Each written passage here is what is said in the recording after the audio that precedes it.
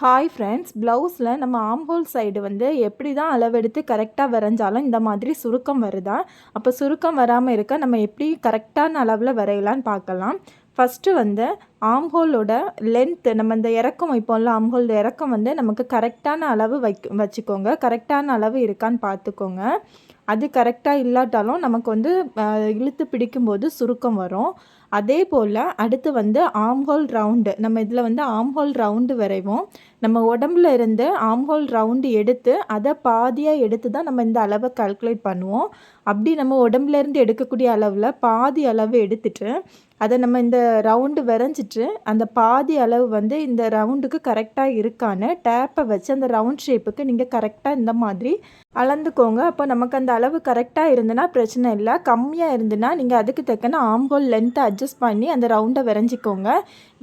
இது வந்து நமக்கு ரவுண்டு கரெக்டாக இல்லாட்டாலும் நமக்கு வந்து சுருக்கம் வரும்.